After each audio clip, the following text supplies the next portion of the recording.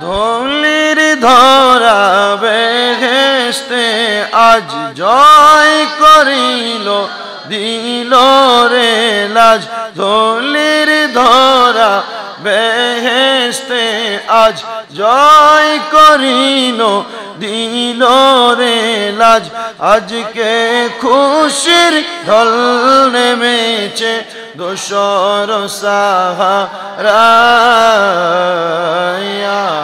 রে সাগর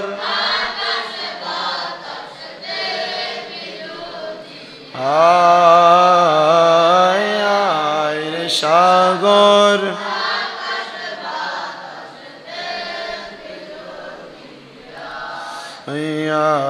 রে সাগর আকাশ বাতাস দেখবি দেখামে না মায়ের কোলে ধোলে শিশু ইসলাম ধোলে দেখামে না মায়ের ধোলে শিশু ইসলাম ধোলে কচি মুখে শাহাদাতের বাণী সে শোনায়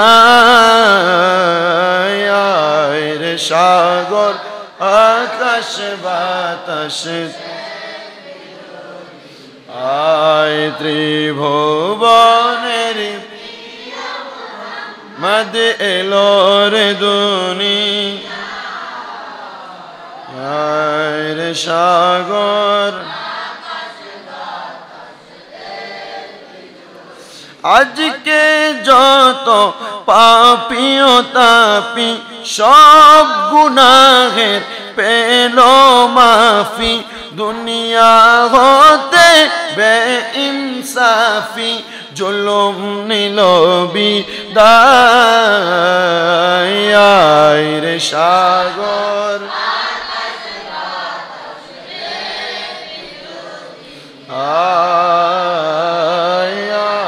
রে সাগর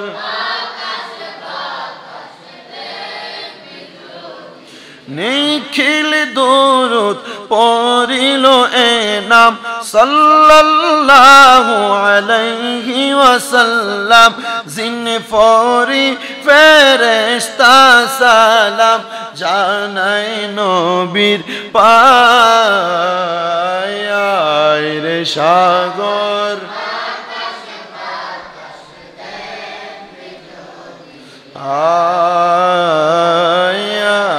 রে সাগর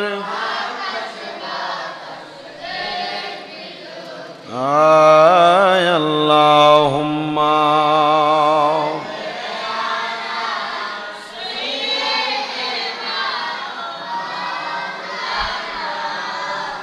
মুহাম্মাদ ওয়া আলা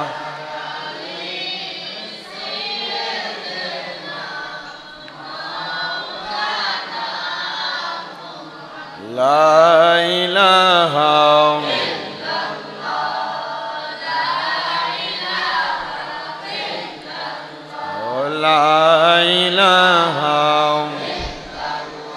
حسبي ربي جل الله ما في قلبي غير الله قرن حسبي ربي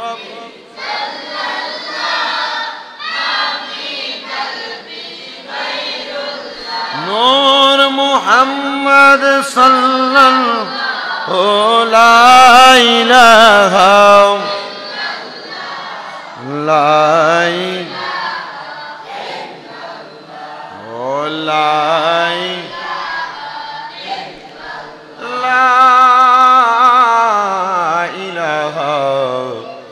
ইল্লাল্লাহ মুহাম্মাদুর রাসূলুল্লাহ সাল্লাল্লাহু আলাইহি ওয়াসাল্লাম। সবাই জবান খুলে মুহাব্বতের আওয়াজে উচ্চ কণ্ঠে জোরে সরে পড়ি আলহামদুলিল্লাহ। মুআজ্জিজ সদরে মুহতারাম, দিগার দিনদার ইমানদার মুত্তাকিন মুসলিনে কারাম, পবিত্র রবিউল আউয়াল মাস চতুর্থ জুমার নামাজ আদায় করার লক্ষ্যে মহান আল্লাহ তাআলা আমাদেরকে আল্লাহর ঘর মসজিদে আসার এবং বসার তৌফিক দান করেছেন। সেই শুকরিয়া আদায় করে এক বাক্যে জবান খুলে মোহাব্বতের আওয়াজে পড়ি আলহামদুলিল্লাহ। উপস্থিত হাজিরিন, আজকের জুমার আলোচ্য বিষয় হচ্ছে ফাজিলাতুজ জুহুদি ফিদ দুনিয়া ওয়াল হাসু আলা তাকলিলি মিনহা। দুনিয়ার প্রতি অনাসক্তির ফজিলত, পার্থিব সম্পদ, দুনিয়ার সম্পদ কম অর্জনে উৎসাহ প্রদান করা। মহান আল্লাহ জাল্লা শানুহু আমাকে বলার, আপনাদেরকে শোনার পর আমলে জিন্দিগিতে বাস্তবায়ন করার তৌফিক দান করুন। সবাই পড়ি আল্লাহুম্মা আমিন।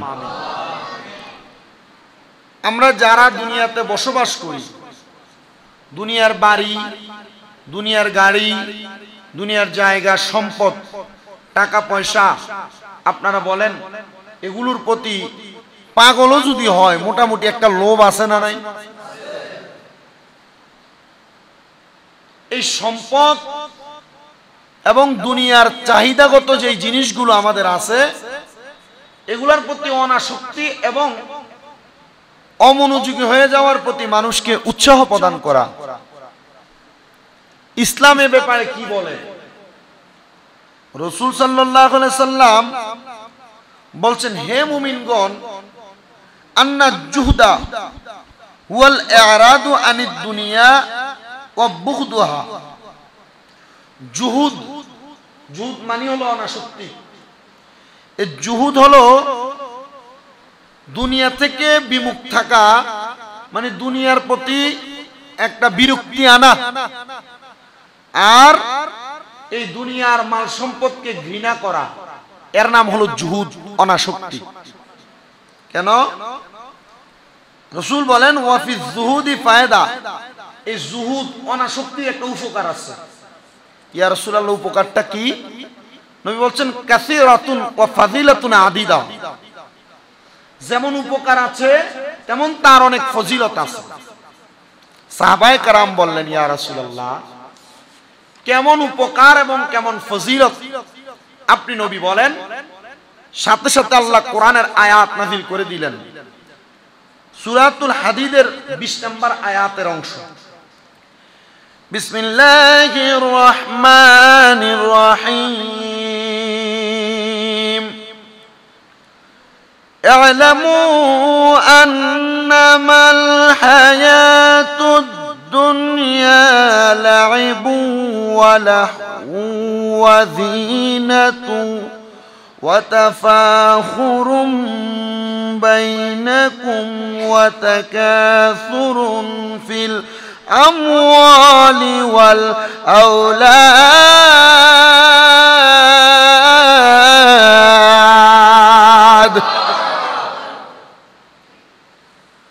আল্লাহ রাব্বুল আলামিন কোরআনুল কারীমের সূরা হাদীদের আয়াতের 20 নম্বর আয়াতের অংশের মধ্যে ঘোষণা করেন, দুনিয়ার মানুষ তোমরা জেনে রাখো, দুনিয়ার জীবন তোমাদের জন্য খেলা তামাশা, বাহ্যিক জাকজমক এবং পারস্পরিক আত্মগর্ব, অহংকার এবং ধন সম্পদ, সন্তান সন্ততি, প্রাচুর্য লাভের প্রতিযোগিতা ব্যতীত আর কিছু নয়।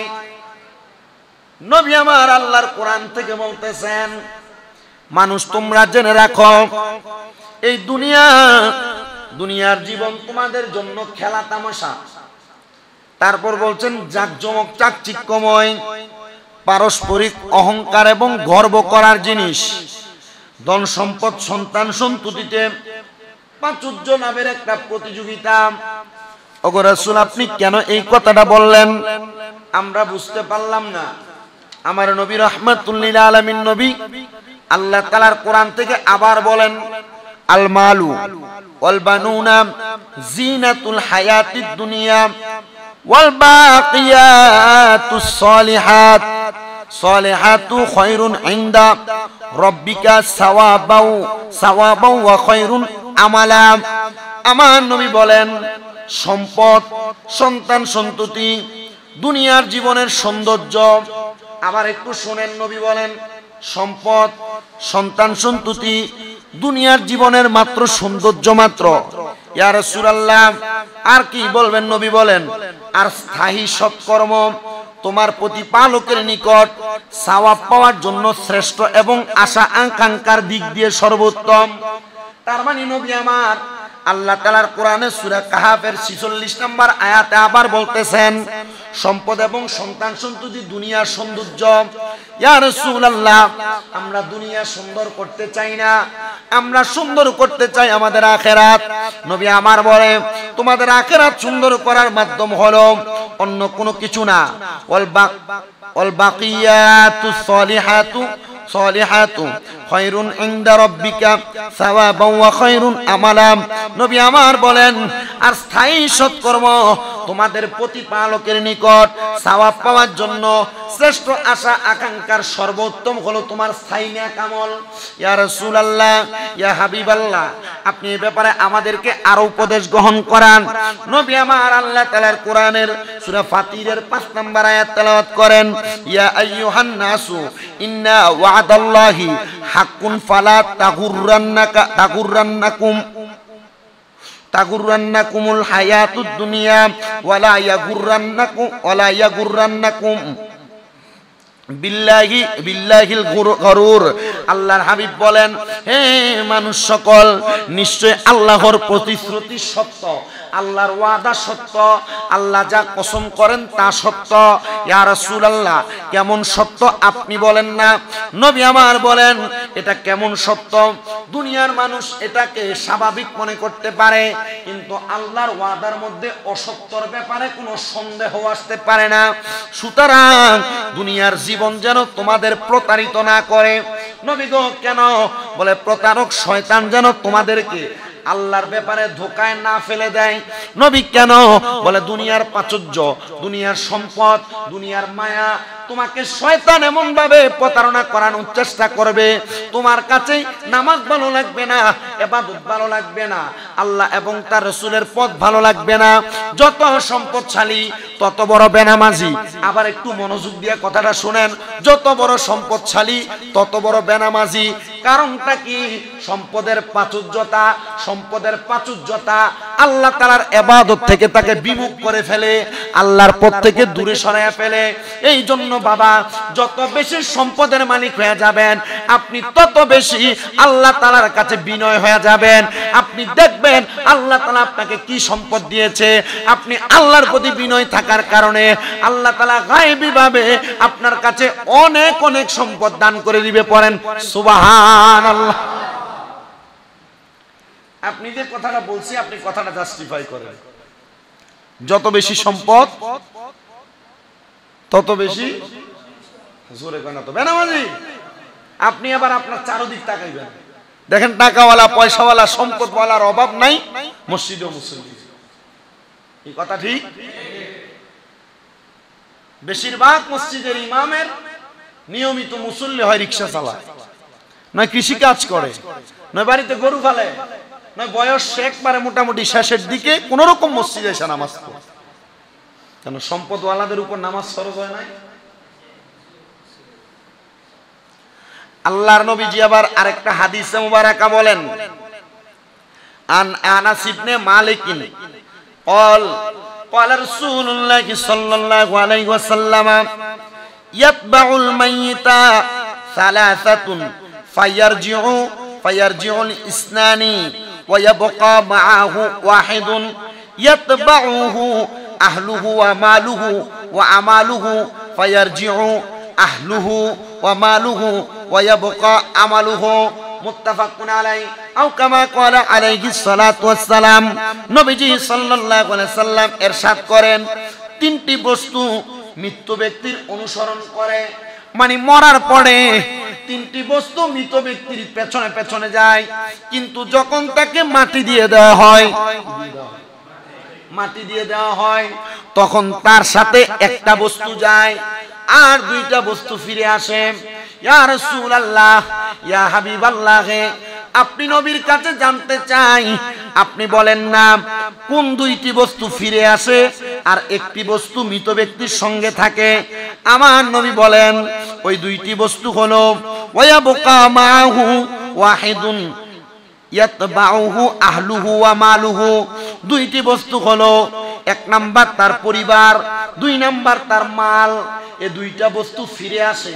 ইয়া রাসূলুল্লাহ, মৃত ব্যক্তির কবরে কোন জিনিসটা চলে যায় আপনার কাছে জানতে চাই। নবী আমার বলেন মৃত ব্যক্তির সাথে যেটা যায় সেটা হলো ওয়া মালুহু ইয়াবকা আমালুহু। এটা হলো তার আমল, তার আমলগুলা তার সঙ্গে কবরে চলে যায়। সবাই জবান খুলে জুড়ে জুড়ে পড়েন না সুবহানাল্লাহ। আপনার পরিবার আপনার কবরে যাবে না, আপনার মাল সম্পদ আপনার কবরে যাবে না। তাহলে কবরে আপনার সঙ্গী হয়ে যেটা যাবে সেটা কি? জোরে কয় না তো? যাবে তো ইনশাআল্লাহ।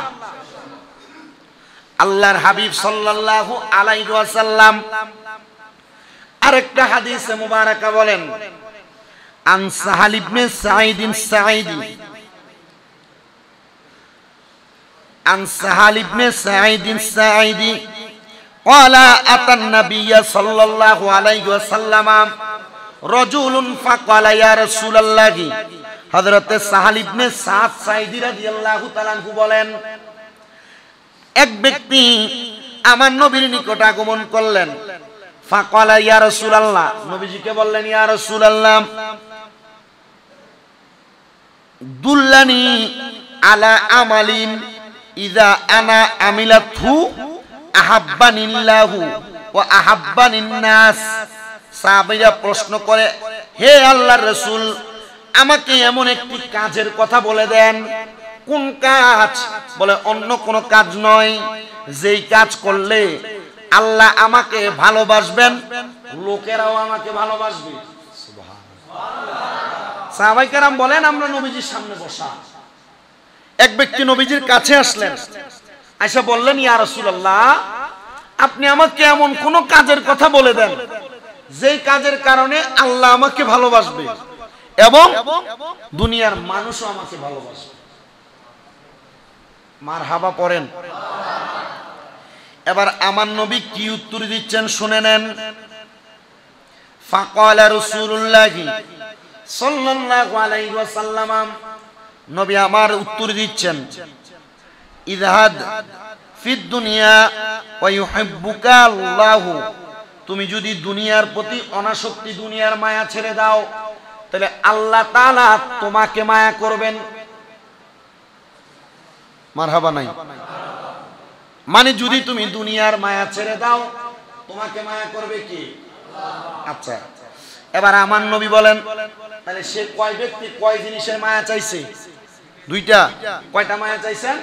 দুইটা। এক নাম্বার আল্লাহর মায়া, দুই নাম্বার মানুষের মায়া। তাহলে আল্লাহর মায়ার জবাব দিলেন, যদি দুনিয়ার প্রতি বিমুখ হয়ে যায় আল্লাহর মায়া পাবে। এবার আমার নবী বলেন ওয়াজহাদ ফিমা ফি আইদিন নাসি ওয়া ইউহিব্বুকা। নবী আমার বলেন আর মানুষের নিকট যা আছে, আমাদের সমাজে এক প্রকার লুবি মানুষ আছে। লুবি কেমন লুবি? মনে করেন সে তার ঘরে ঘুমায়, তার পাশের ঘরের মানুষ একটা সুন্দর বিল্ডিং করে ফেলছে, তার ভিতরে এমন একটা লোভ কাজ করছে যে সে যেটা করে আমি এইটা করে দেখি তার মতো একটা বিল্ডিং বানাইতে পারিনি। আছে না? একটা দোকানদারি করতেছে, মনে করেন পান দোকান, সে এখানে কোন রকম ব্যবসা করে খায়, মোটামুটি তার ইনকামটা এখন একটু ভালো।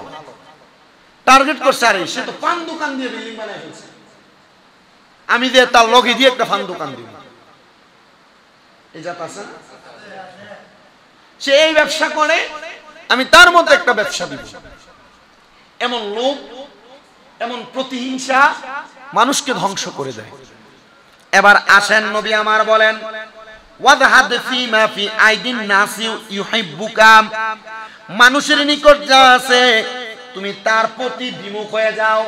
মানে মানুষের কি সম্পদ আছে এটা তোমার দেখার দরকার নাই, এটার প্রতি বিমুখতা প্রকাশ করো, দেখবা মানুষ তোমাকে ভালোবাসতেছে। সুবহানাল্লাহ। আরো জোরে কন্যা সুবহানাল্লাহ। এবার আল্লাহর নবী আরেকটা হাদিস বলেন, ওয়ান আবি সাঈদুল খুদরি قال جلس رسول الله صلى الله عليه وسلم على المنبر وجلسنا حوله। আমার নবীজির হযরতে আবু সাঈদ খুদরি প্রখ্যাত হাদিস বিশারদ, তিনি বলেন আমরা আমার নবীজির সামনে বসে রইলাম। আমার নবী মিম্বরের মধ্যে উঠলেন, মিম্বরের মধ্যে উঠা আমার নবী বসলেন। বসার পর আমরা নবীজির দিকে তাকাইলাম। ফাকালা, নবী আমার বলতেছেন, ইন্নামা মিম্মা আখাফু আলাইকুম বাদি মা ইফতাহু আলাইকুম মিন জাহারাতি দুনিয়া ওয়া জিনাতিহা। নবী আমার বললেন, আমার পরে তোমাদের ব্যাপারে আমি যেই সব জিনিসের আশঙ্কা করছি, মানে নবীর পরে আমার নবী মানুষের প্রতি যেই সব বিষয়ে আশঙ্কা করছেন, খারাপ আশঙ্কা, নবীজি সেইটা কোনটা?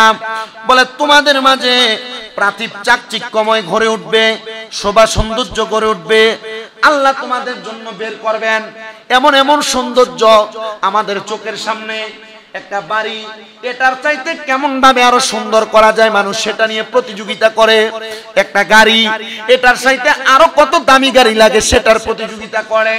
ও মুসলমান, একটা জামা পরতেছে, এটার চাইতে আরো কত সুন্দর জামা পরবে সেটার প্রতিযোগিতা করে।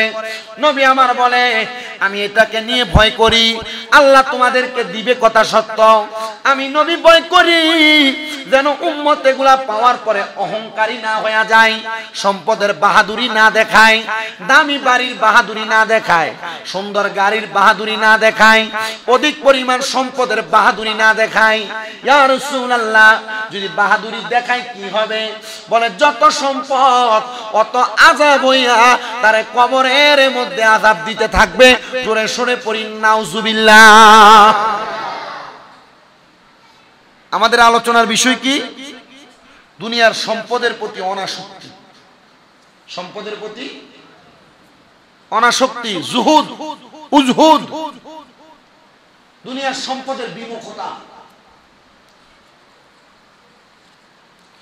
এবার আমার নবী বলেন, ওয়ান কাব ইবনে ইয়াসিন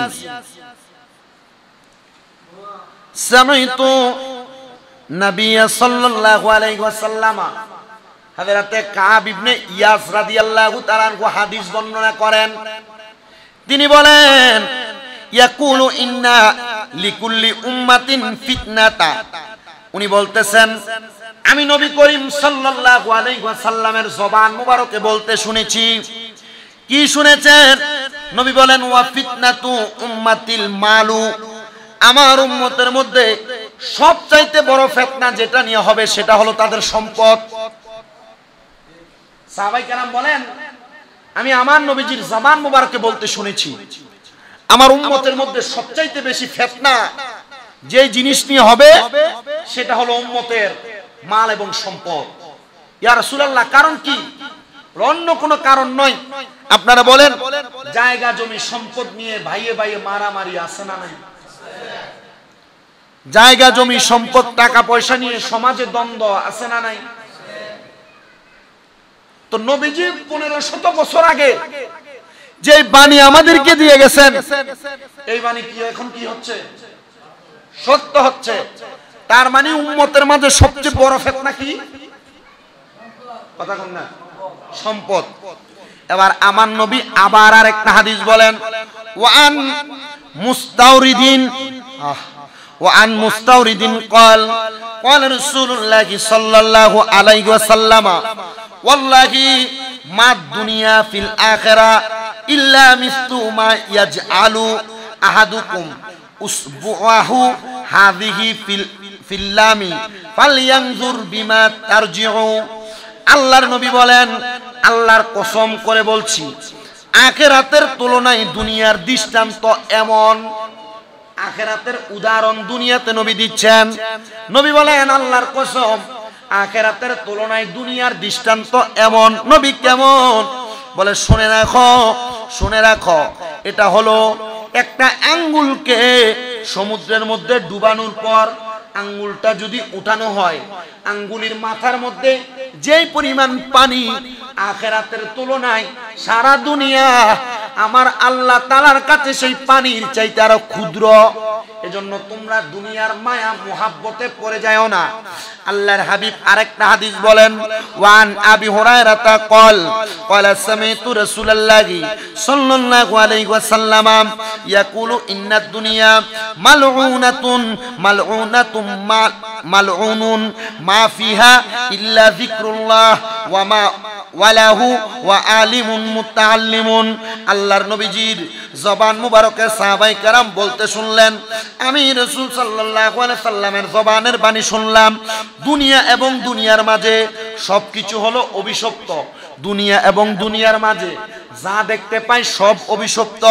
ইয়া রাসূলুল্লাহ, অভিশপ্ত যদি সব হয় তাহলে ভালো কোনটা? নবী আমার বলেন, ভালো হলো ইল্লা যিকরুল্লাহ, আল্লাহর জিকির। আরেকবার বলে সুবহানাল্লাহ। তাহলে আল্লাহর কাছে ভালো কোনটা? আল্লাহর জিকির। 2 নাম্বার ভালো হলো কি শুনেন, আল্লাহর নবী বলেন, ও দুনিয়ার মানুষ, 2 নাম্বার ভালো হলো ওয়ালাহু ওয়া আলিমুন। 1 নাম্বার যারা আলেম, যারা জ্ঞানী, তারা আল্লাহর কাছে ভালো। 2 নাম্বার ও মুতাআল্লিমা। 2 নাম্বার ভালো হলো যারা ইলম অর্জন করে, যারা শিক্ষা গ্রহণ করে, যারা ছাত্র, তারাও আল্লাহর কাছে প্রিয়।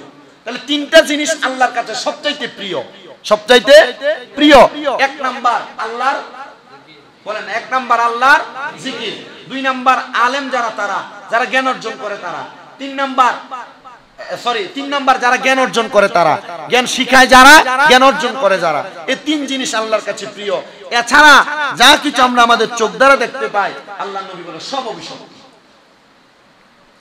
এবার নবী আমার আরেকটা হাদিস বলেন, ওয়ান সাল ইবনে সাঈদ قال قال رسول الله صلى الله عليه وسلم لو كانت الدنيا تعدل عند الله جناها بعودة ما سقى কাফিরান মিনহা শারবাতান মাই। আল্লাহর নবী বলেন, আল্লাহ তাআলার নিকট যদি পৃথিবীর মূল্য মশার একটি পাখনার মতো হয়, আল্লাহ তাআলার নিকট যদি পৃথিবীর মূল্য একটা মশার পাখনার মতো হয়, তাহলে তিনি কোনো কাফেরকে পৃথিবীর এক ডুব পানিও পান করতে দিতেন না। এই পুরা দুনিয়ার মূল্য যদি আল্লাহর কাছে একটা মশার পাখনা যেমন এমন পরিমাণ দামিও হইতো, তাহলে আল্লাহ কোনো কাফেরকে এক ডুব পানি পান করতে দিতেন না।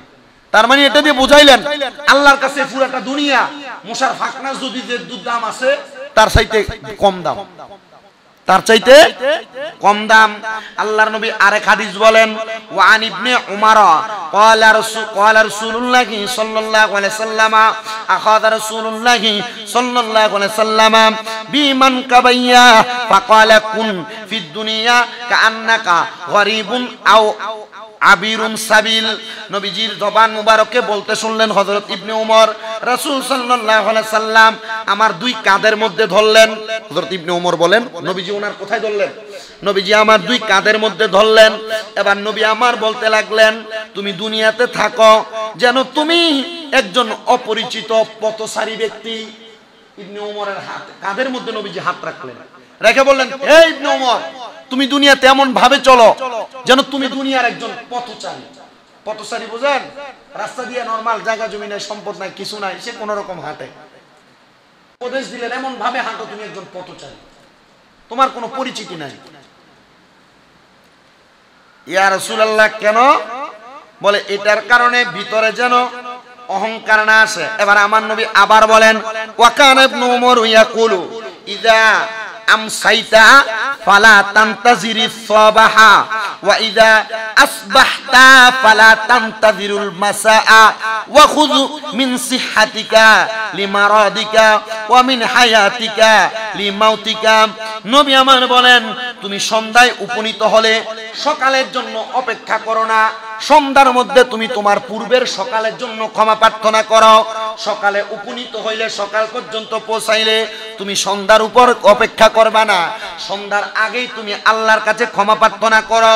তোমার সুস্থতার সময়, তোমার পীড়িত অবস্থার জন্য প্রস্তুতি নাও। তুমি যখন সুস্থ থাকো, তুমি যখন অসুস্থ হয়ে যাইবা, অসুস্থ হওয়ার সময়ের জন্য প্রস্তুতি গ্রহণ করো। ও আল্লাহর নবী, আর কি বলে, তোমার জীবিত অবস্থায় মৃত্যুর জন্য প্রস্তুতি গ্রহণ করো। মৃত্যুর জন্য প্রস্তুতি কি গ্রহণ করব? দুনিয়ার প্রতি বিমুখতা, আল্লাহর ইবাদতের প্রতি মনোযোগ।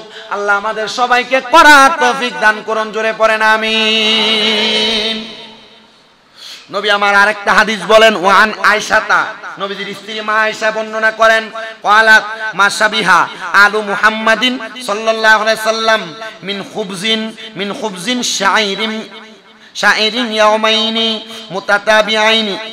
মুতাতাবিআইনি হাত্তা কুবিসা রাসূলুল্লাহ সাল্লাল্লাহু আলাইহি সাল্লাম। আম্মা জান আয়েশা সিদ্দিকা রাদিয়াল্লাহু তাআলা আনহা হাদিস বর্ণনা করেন, তিনি বলেন মুহাম্মদ সাল্লাল্লাহু আলাইহি সাল্লামের পরিবার পরিজন একাধারে 2 দিন জবের রুটি তৃপ্তি পরিমাণ পেট ভরে খান নাই। হে মা আয়েশা, নবীজির পরিবার কেন জবের রুটি তৃপ্তি পরিমাণ করে খান নাই? বলে কেন খান নাই জানো? যদি তৃপ্তি পরিমাণ খায়, দুনিয়ার সম্পদের প্রতি মায়া সৃষ্টি হবে, খায়েশ সৃষ্টি হবে, এই জন্য তারা তৃপ্তি পরিমাণ জবের রুটি খায় নাই। ও আম্মা জান আয়েশা, আমার নবী কি আমলটা 1 দিন 2 দিন করেছেন? বলে না না না, এ আমল আমার নবী এবং নবীর পরিবার 1 দিন 2 দিন করেন নাই। মা আয়েশা গো, কতদিন পর্যন্ত করেছেন? উনি বলতেছেন মুতাতাবিআইনি হাত্তা কুবিসা রাসূলুল্লাহ সাল্লাল্লাহু আলাইহি সাল্লাম, আমার নবীজির ইন্তেকালের আগ পর্যন্ত নবীর পরিবারেরা এ আমল করেছেন উম্মতকে শিক্ষা দেওয়ার জন্য, জোরে বলেন সুবহানাল্লাহ। হে মুসলমান, আল্লাহর নবী আরেকটা হাদিস তো নবী আমার বলতেছেন, আর দুনিয়া সিজনুল মুমিনিন ওয়া জান্নাতুল কাফিরু, নবী আমার বলে দুনিয়া মুমিনের জন্য জেলখানা আর কাফেরদের জন্য জান্নাতের সমতুল্য। ইয়া রাসূলুল্লাহ, ইয়া হাবিবাল্লাহ, আপনি নবীর কাছে জানতে চাই আপনি কেন বললেন দুনিয়াটা কাফেরদের জন্য জান্নাতের বালাখানা আর মুমিনদের জন্য বড় কষ্টের জায়গা? আমার নবী বলেন মুমিন শুধু অপেক্ষা করতে থাকে কখন ইন্তেকাল করবে, কারণ মুমিন জানে মুমিনের জন্য আল্লাহ তাআলা কবরের মধ্যে জান্নাতি বালাখানার ব্যবস্থা করে রেখেছেন, জোরে বলেন সুবহানাল্লাহ। আর কাফের মুশরিক বেঈমান যারা, তারা চিন্তা করে আমি আজকে বেঁচে আছি, আগামী কালকে বেঁচে থাকবো, আমার বয়স 80, আমার বয়স 90, আমার বয়স অনেক বাড়তে থাকবে। না না না, মনে রাখবা যারা মুমিন তারা দুনিয়াতে বেশি দিন থাকতে চায় না, তারা থাকতে চায় আমার আল্লাহ তাআলার বালাখানায়। আল্লাহ তাআলার বালাখানায় থাকতে হইলে দুনিয়া থেকে বিমুখ হওয়া লাগবে, দুনিয়ার মায়া ছাড়তে হবে, আল্লাহর ইবাদতে মনোযোগী হতে হবে। আল্লাহ রাব্বুল আলামিন আমাদের ভিতরে জুহুদ অপশক্তি তৈরি করে দিক, জোরে পড়েন আমিন। জুহুদ অপশক্তি এগুলা থেকে আল্লাহ তাআলা আমাদেরকে কি রাখবে? কথা বলেন, বিমুখ থাকা। বিমুখ থাকা আর কি মানে দুনিয়া থেকে কি থাকা? বিমুখ থাকা। আল্লাহ তাআলা আমাদেরকে সে তৌফিক দান করেন। ইবাদতে মনোযোগী হন। সম্পদ আপনি অর্জন করা লাগবে না, সম্পদ আপনাকে ছড়াইয়া দিবে কে? গত জুমায় ওয়াজ করছি ভিক্ষাবৃত্তি নাই, জায়েজ নাই। ভিক্ষাবৃত্তি, ছায়া খাওয়া এগুলো জায়েজ না। তো এটা বয়ান করাতে আর আজকের বয়ানে 2টা পার্থক্য তৈরি হয় নাই? গত জুমায় বলছিলাম উপরের হাত দামি না নিচের হাত দামি? কি আপনার জুমায় ছিলেন না গত? উপরের হাত দামি না নিচের হাত? তা আপনি উপরের হাত দামি বানান না, ছায়া খাওয়া বন্ধ করেন, আল্লাহর কাছে চান, দেখবেন আপনি চাওয়া লাগবে না, আবার মানুষ আপনার কাছে চাইবে। কি কথা বলেন? দুনিয়ার প্রতি বিমুখ হয়ে আল্লাহর প্রতি মুখাপেক্ষী হয়ে যান, আল্লাহ আপনাকে সব দিয়ে দিবে। জোরে বললেন না আপনারা? আল্লাহ তাআলা আমাদের সবাইকে জুমার নামাজে কষ্ট করে করে যে বিষয়গুলোতে আপনাদেরকে কথা বলি, এই বিষয়গুলোতে আমল করার তৌফিক দান করুন। অনেক কষ্ট হয়, ওয়াজে গেলে 2-3 ঘন্টা ওয়াজ করলে কষ্ট কম, কিন্তু জুমার জন্য কষ্ট করে পড়া লাগে, কষ্ট করে অনেক বেশি পড়া লাগে। এই জুমাতে এতক্ষণ পর্যন্ত প্রায় আমি 13টা হাদিস বলছি। এই 13টা হাদিস শরীফ পুরো এক ওয়াজে 13টা হাদিস শরীফ বলা যায় না, বললে মানুষ শোনে না। এই জন্য আপনাদের প্রতি উদাত্ত আহ্বান, জুমার নামাজে যে যে বিষয়গুলো বলি আমল করবেন। আমি ওয়াজ করি, গালি দিয়েন না, মসজিদ থেকে বাইরে পারেন না, ধীরে ধীরে হারে আর গাইলেন কি? আমি ওয়াজ করি, মসজিদে কথা কইেন না, জিলাপি দেয় আর গালাগালি করে, এটা নিয়ে ওয়াজ। আল্লাহ আপনারা সবাই হেদায়েত করুক, আপনারা লগে আমারও করুক, কারণ আমার